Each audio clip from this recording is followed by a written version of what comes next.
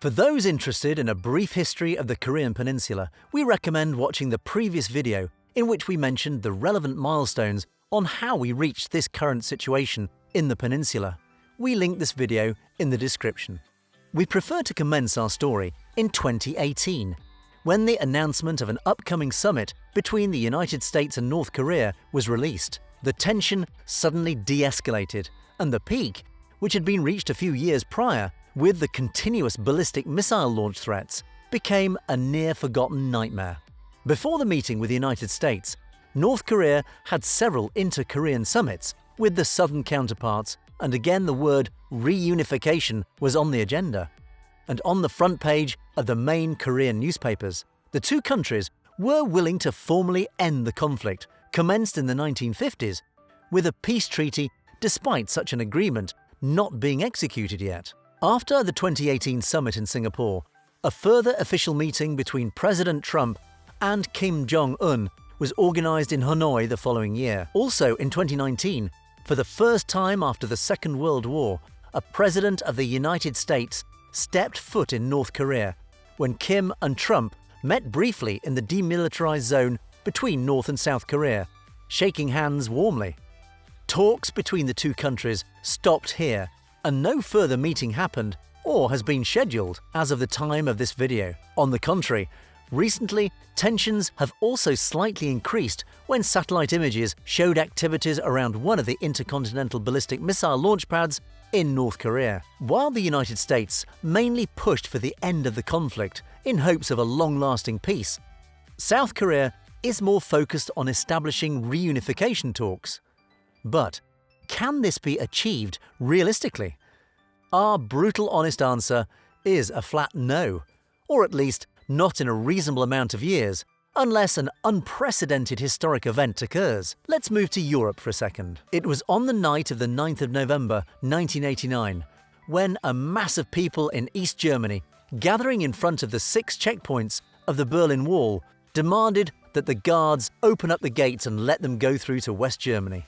This event happened by chance, due to a misunderstanding between communist officials, which led the party leader, Schabowski, to announce that Germans were free to travel across the two Germanys. When, later that night, the guards received the order to open the gates and let the people flow into West Germany, the Berlin Wall figuratively collapsed, and the reunification of Germany began. For the first time in the history of our planet, two modern countries were about to reunify under the same flag, but had very different economies and social issues.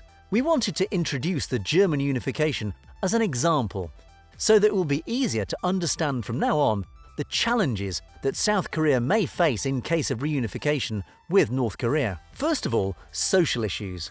South Korea is arguably the fastest-paced and most competitive country in the world. Students and workers spend hours, sometimes in excess of 15 hours a day, studying or working, and nobody can be surprised if South Korea has the highest suicide rate amongst developed countries. Students sleeping in classrooms and smashing object rooms where people can relieve their rage or stress are weird, but effective business cards of the country.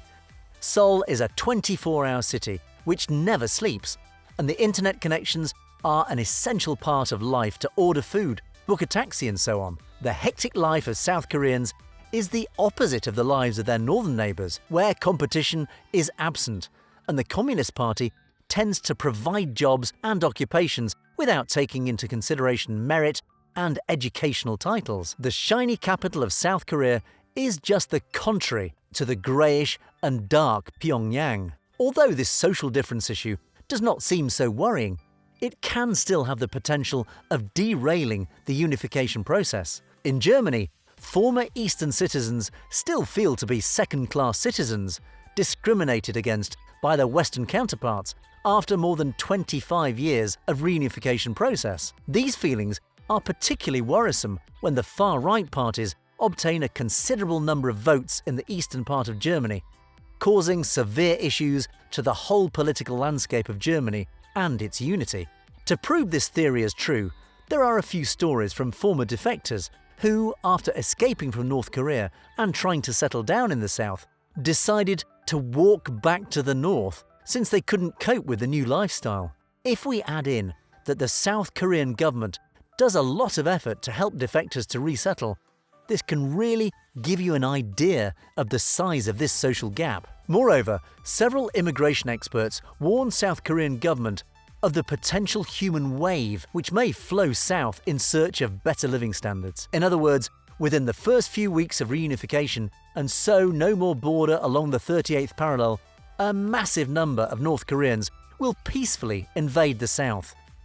This cannot simply be contained either by the North Korean government or the South Korean government without involving brutal force, which in this case may totally derail the delicate unification process or relationships between the two countries. Just for sake of information, such a scenario may also happen up north, where millions of North Koreans may migrate to China upon the collapse of the Kim dynasty's regime. Another point which we need to take into consideration is the technological gap between the two countries. Entire factories in South Korea are fully robotized and automated, while in the north, the technological penetration stopped in the 1960s. As a result, the Korean multinationals will have massive challenges in integrating the North Korean workforce. The gap is simply too large for an ordinary retraining and upgrading of skills. In addition, and it's heartbreaking to mention, the lack of proper food and the starving conditions in North Korea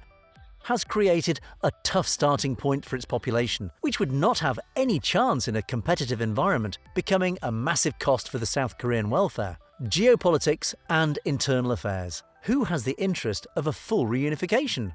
Another brutal answer: none of the parties involved.